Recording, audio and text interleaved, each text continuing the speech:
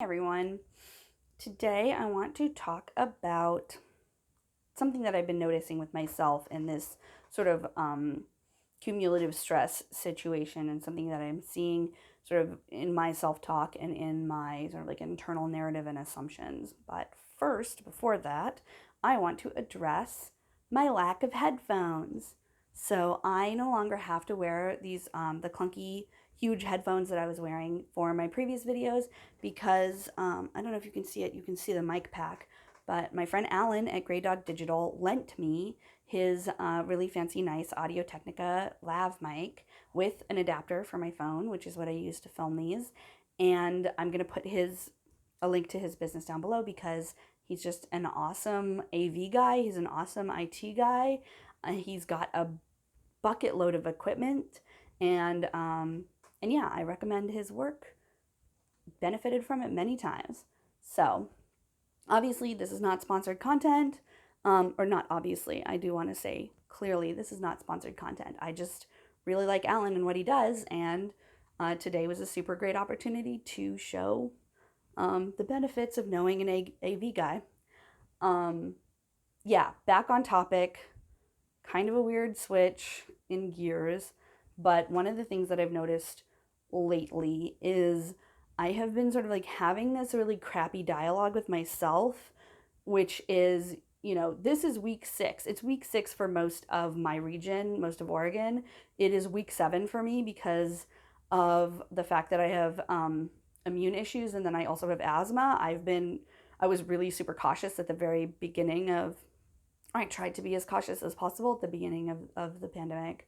So I've been in this house without really leaving, except to pick up dinner a couple of times for 7 weeks now. And my sort of internal narrative is telling me, like, you've been doing this for 7 weeks. You should, like, be better at it. And that is a fucking garbage narrative. It's trash. I haven't been doing this for 7 weeks. I mean, I've been here in this house for 7 weeks. I've been working remotely for 7 weeks. But if we look at those 7 weeks, if we really sort of strung that timeline out, my week 1 experience, expectations, realities, hopes, losses, griefs are wildly different from week 2, from week 3, from week 4, all the way to week 7. I have been experiencing compounding stress and compounding grief and losses this entire time. Things get better, things get worse. At this point, there's still no end date for this crisis. And the thought that I am more powerful than a global virus is not accurate. I am tired. I haven't been sleeping well. We are all stressed out. I've been acting out in negative ways because of the amount of stress, and I've had to apologize and make amends for being snappy and trying to be controlling and all this stuff. And I've also been doing really good coping skills. I've been moving my body and making, being creative and contacting friends and reaching out and really sticking to my goals and my principles and doing the things that make me feel happy and bring me joy, like these videos.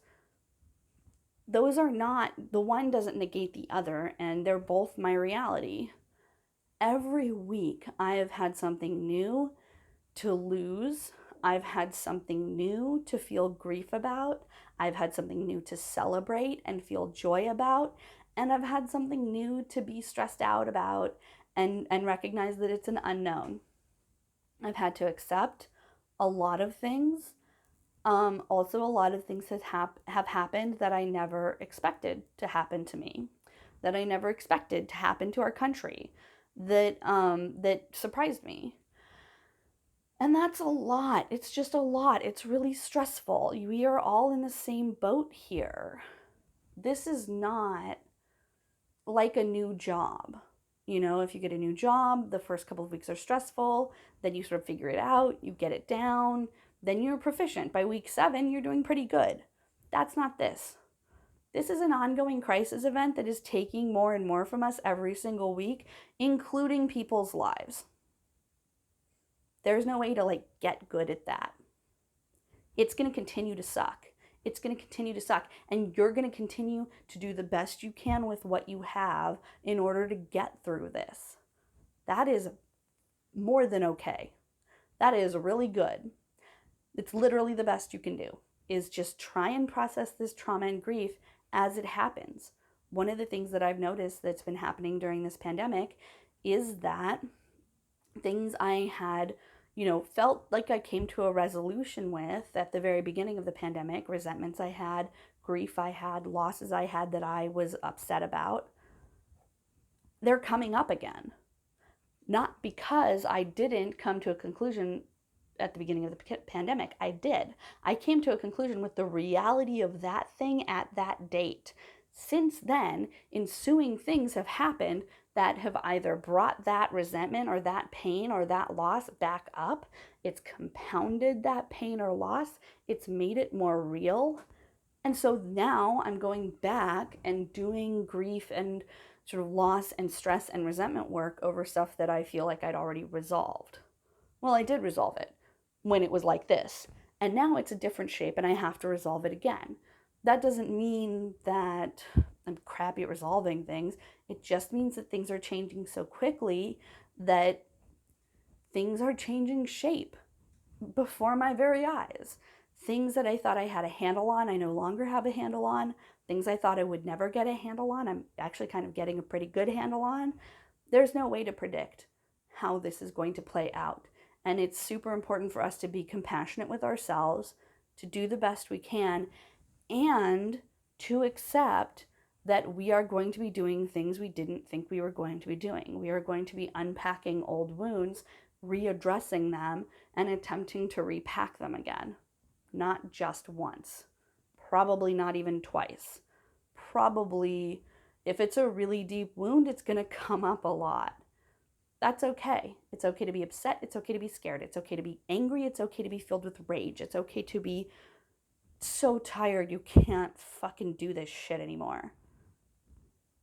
It's okay to rest. In fact, it's imperative. I'm having really, really bad insomnia. We've talked about it before. I'm still trying to rest and still trying to sort of like put email away at a certain point in the day. And even if I can't sleep, read a book, do something quiet that lets my body relax, even if my mind can't do that. It may be week 6, but it's the first time we've ever had week 6 of a global pandemic. It's still something we're not good at, something we don't know how to do. This is the first week 6 we've ever had. This is not week 6 of a new job. This is not week 6 of a new reality. This is week 6 of an ongoing trauma. That's going to hit different than any other week 6 we've ever had. So I hope that helps you be more compassionate with yourself today.